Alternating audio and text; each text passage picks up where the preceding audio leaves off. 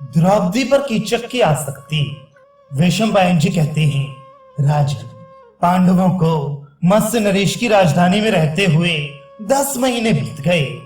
यज्ञसेन कुमारी द्रौपदी, जो स्वयं स्वामिनी की भांति सेवा की योग्य थी, रानी सुदेशना की शुश्रूषा करती हुई बड़े कष्ट से समय व्यतीत करती थी।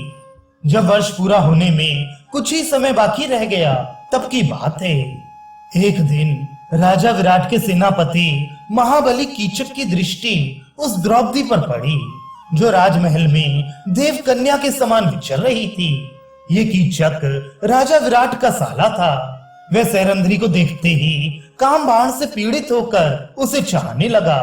कामना की आग में जलता हुआ कीचक अपनी बहन रानी सुदेशना के पास गया और हंस हंस कर कहने लगा, सुदेशने, ये सुंदरी जो मुझे अपने रूप से उन्मत्त बना रही है, पहले तो कभी इस महल में नहीं देखी गई थी। देवांगना के समान ये मन को मोह लेती है।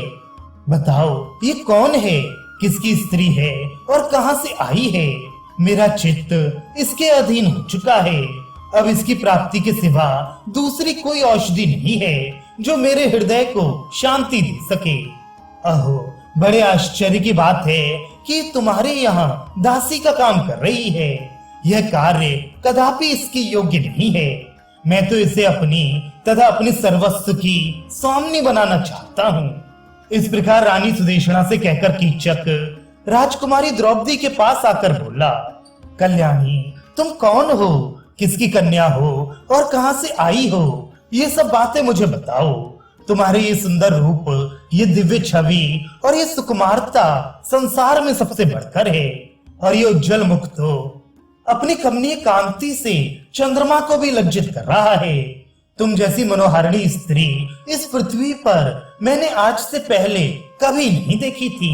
सुमुखी, बताओ तो, कमलों में वास करने वाली लक्ष्मी हो या साकार विभूति, लज्जा, श्री, कीर्ति और कांति, इन देवियों में से तुम कौन हो? ये स्थान तुम्हारे रहने के लायक नहीं है। तुम सुख भोगने की योग्य हो और यहाँ कष्ट उठा रही हो।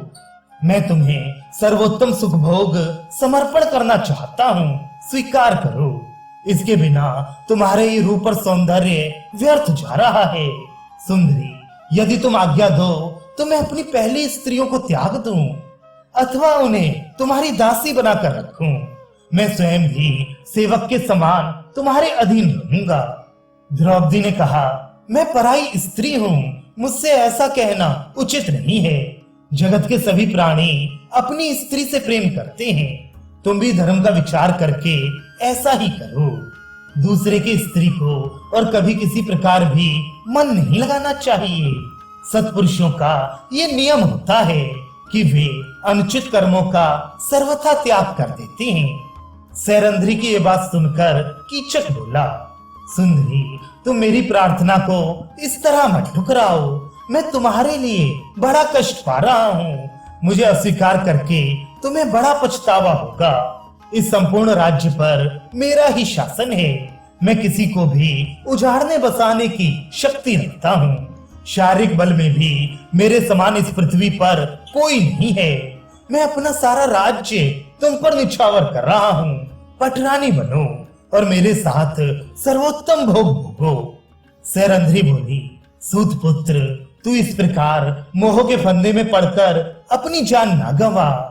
याद रख, 5 गंधर्व मेरे पति हैं। वे बड़े भयानक हैं और सदा मेरी रक्षा करते रहते हैं। अतः इस कुत्सित विचार को त्याग दे, नहीं तो मेरे पति कुपित होकर तुम्हें मार डालेंगे। क्यों अपना सर्वनाश कराना चाहता है? कीचक, मुझ पर कुदृष्टि डालकर तू आकाश, पाताल या समुद्र में भी भागकर छिपे तो भी मेरे आकाशचारी पतियों के हाथ से जीवित नहीं बच सकता। जैसे कोई रोगी कष्ट पाकर मौत को बुलाए, उसी प्रकार तू भी काल रात्रि के समान मुझसे क्यों याचना कर रहा है?